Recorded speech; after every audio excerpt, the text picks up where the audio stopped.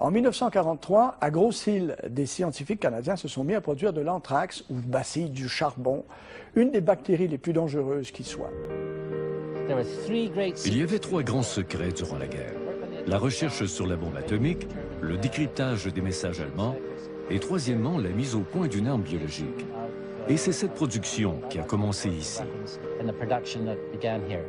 Au-delà des ravages des bombardements, les Britanniques appréhendent une attaque nazie à l'arme biologique. Déjà, des articles de journaux avaient bouleversé l'opinion publique en affirmant que les Allemands possédaient ces armes. Au Canada, un scientifique est lui aussi convaincu que l'Allemagne nazie s'apprête à se lancer dans une guerre de microbes sans précédent. C'est Frederick Banting, prix Nobel de médecine pour son rôle dans la découverte de l'insuline. Il deviendra l'un des hommes les plus influents dans la mise en place des programmes de guerre biologique des Alliés. Dès 1939, il rencontre de hauts responsables britanniques. Il tente de les convaincre de se doter d'armes biologiques. Ce que peu de gens savent, c'est que la guerre biologique doit en partie son origine au génie de Sir Frederick Banting, l'homme qui a découvert l'insuline. C'est assez ironique d'ailleurs. L'homme qui a contribué à sauver des millions de vies grâce à l'insuline, qui a gagné le prix Nobel, est aussi celui qui a poussé pour la recherche sur la guerre biologique. Les recherches vont s'accélérer dans des laboratoires universitaires. Banting multiplie les expériences sur des agents de guerre chimiques, dont le gaz moutarde. Il fera d'ailleurs un essai sur lui-même, une expérience qu'il regrettera. Banting veut trouver l'arme qui freinera l'armée nazie. Il en fait son obsession. Il écrit d'ailleurs dans son journal personnel: « Nous devons tuer 3 ou 4 millions de jeunes Allemands, sans merci, sans pitié. Il est de notre devoir de les éliminer. » Les Japonais mènent des expériences terrifiantes dans ce domaine en Mandchourie. Peste, typhus, choléra et anthrax feront des milliers de victimes. Les Japonais ont été pris la main dans le sac d'avoir fait, eux, des attaques bactériologiques en Chine. Donc là, on se dit, puisque les Japonais le font, ils ont dû en parler aux Allemands et on peut avoir cette crainte. Des craintes toutefois non fondées, selon des recherches récentes dans les archives allemandes. L'Allemagne nazie n'était en aucune façon préparée pour une guerre biologique. Évidemment, il existait des mesures de défense et de prévention contre une attaque du point de vue médical. Ils étaient très préparés. Hitler l'avait interdit en 1942. Même si l'armée allemande, les officiers et les militaires avaient essayé de changer son avis à plusieurs reprises, Hitler avait formellement refusé toute activité dans ce secteur. À Berlin, d'autres experts arrivent à la même conclusion. Les Britanniques sont persuadés du contraire. Ils mettent sur pied un laboratoire secret au centre de recherche militaire de Porton Down, près de Londres. C'est là que va naître le projet N, le nom de code militaire pour l'anthrax. L'ordre est donné de tester une bombe à l'anthrax. Le lieu est choisi, Greenard, une petite île inhabitée au nord-est de l'Écosse.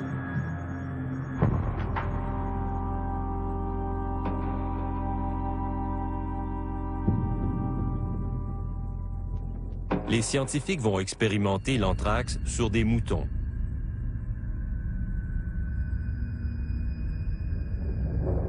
Après 3 jours d'exposition à la bactérie, toutes les bêtes sont mortes. L'expérience démontre l'efficacité redoutable de l'anthrax. Mais le succès militaire tourne bientôt à la catastrophe. Toute l'île est contaminée. Des spores d'anthrax parviennent même jusqu'à la côte, décimant des troupeaux entiers. Les Britanniques vont donc chercher un endroit mieux isolé pour poursuivre les expériences. Ils se tournent vers l'une de leurs anciennes colonies, le Canada.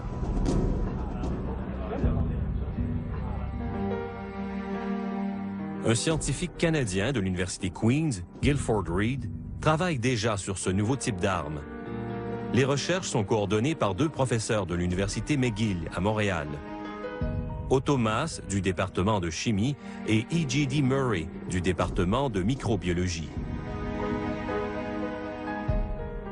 Murray dirige le M1000, un comité secret du Conseil national de la recherche. Il va convaincre les États-Unis de se lancer eux aussi dans la recherche sur les armes biologiques.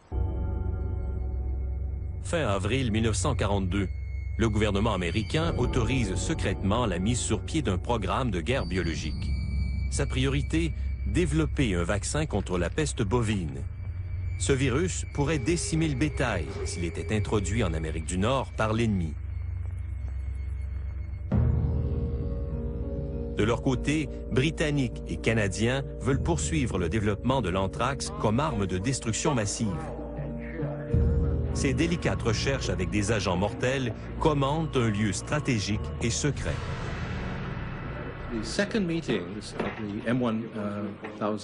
À la deuxième réunion du comité M1000, les membres ont dressé une liste des agents biologiques les plus menaçants. Le secrétaire d'État américain Henry Stimson avait déjà affirmé que la peste bovine constituait la menace la plus grave pour l'Amérique du Nord. Un point de vue que partageaient Murray et Charles Mitchell, le chef vétérinaire canadien. Le comité a donc aussitôt discuté d'un endroit pour mener les recherches. Et le nom de Grosse-Île a été mentionné. Pour Mitchell, toutefois, cette île était située trop près de la ville de Québec et elle n'était pas assez isolée.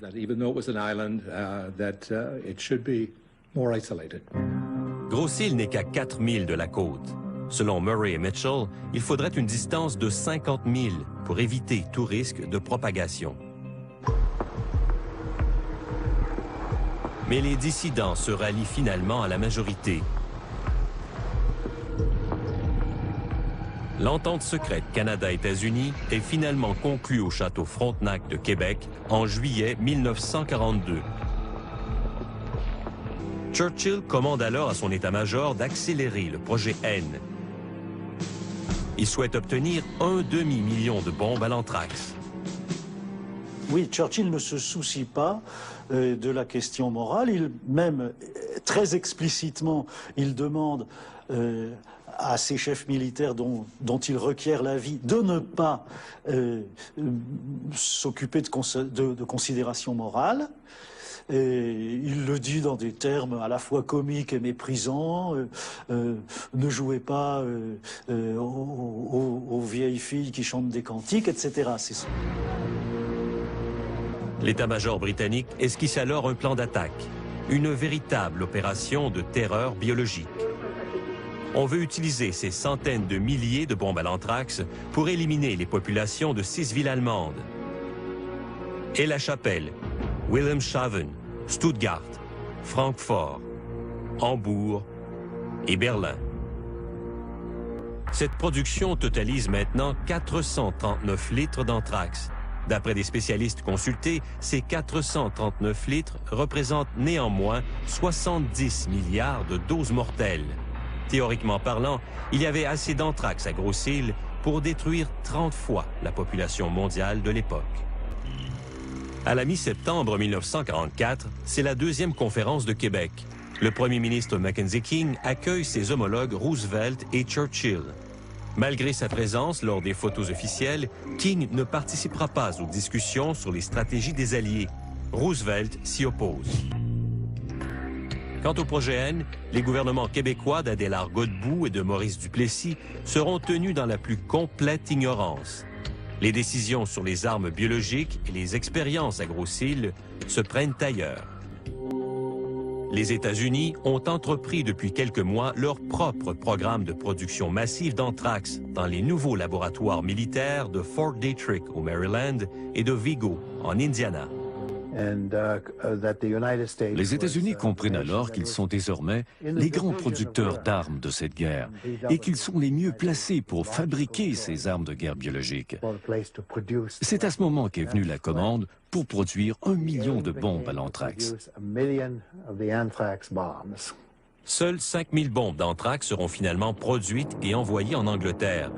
La reddition de l'Allemagne en mai 1945 et la mise au point de la bombe atomique vont mettre fin à ce projet d'utilisation de l'anthrax comme arme de destruction massive. L'aventure canadienne sur l'anthrax à Grosse-Île aura duré près de 2 ans, une histoire qui demeure encore nébuleuse. Beaucoup d'archives que nous avons consultées tout au long de cette enquête sont incomplètes, biffées ou pire, absentes. Il y a certains documents qui ont été perdus, puis c'est une malheureuse chose parce que les documents existaient encore au début de l'année 1990. Et lors d'un déménagement de la bibliothèque centrale de RDDC, ces documents-là avaient été emboîtés pour les déménager à la nouvelle bibliothèque. Et par accident, certains de ces rapports-là, qui traitent malheureusement de l'histoire de Grosse-Île, ont été envoyés dans les déchets. Le secret entourant ces expériences suscite encore des questionnements de la part des scientifiques. Le docteur Maurice Boissineau, chercheur en infectiologie à l'Université Laval, s'interroge sur ce qu'il est advenu de la production d'anthrax à Grosse-Île. Ce qui me questionne bien plus, c'est pas tellement la façon de produire, c'est qu'est-ce qu'on a fait de ça.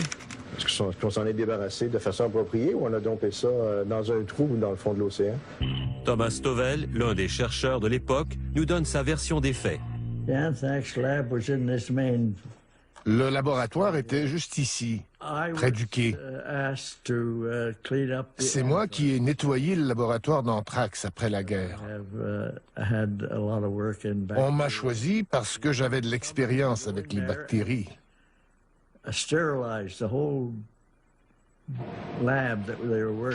Ils avaient besoin de quelqu'un pour stériliser le laboratoire et laver le plancher avec des produits chimiques.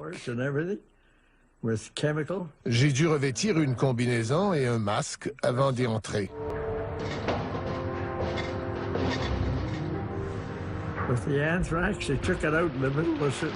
Quant à la production d'anthrax, ils l'ont amené au milieu du fleuve Saint-Laurent. Puis, je me souviens, ils ont mélangé l'anthrax à un solvant et ont laissé le mélange reposer quelque temps. Puis, ils ont jeté tout ça au fond de l'eau. Ces révélations soulèvent de nombreuses questions, surtout lorsqu'on sait que les spores d'anthrax peuvent survivre dans les pires conditions pendant plus de 100 ans. Le Canada, comme d'autres pays, doit faire la lumière complète sur ces travaux. À mon sens, garder le secret aujourd'hui sur les activités de guerre biologique canadienne des années 50-60 n'a plus de sens.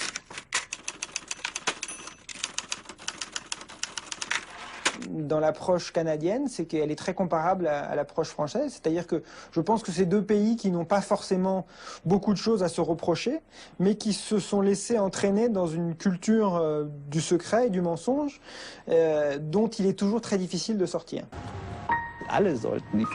Tout le monde devrait libérer les archives de cette époque, parce que c'est seulement quand nous connaissons toute la vérité que nous n'avons plus alors à nous fier aux spéculations. C'est seulement à ce moment-là que nous pouvons apprendre pour le futur, et sans la vérité historique, nous ne pourrons pas y arriver.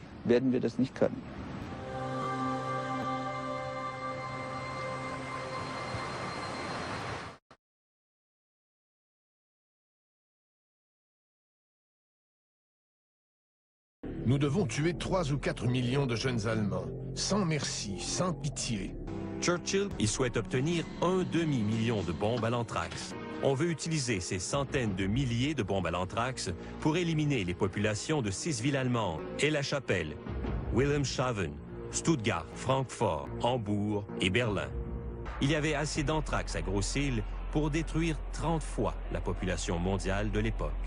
Les États-Unis ont entrepris depuis quelques mois leur propre programme de production massive d'anthrax dans les nouveaux laboratoires militaires de Fort Detrick au Maryland et de Vigo en Indiana. C'est à ce moment qu'est venue la commande pour produire 1 million de bombes à l'anthrax.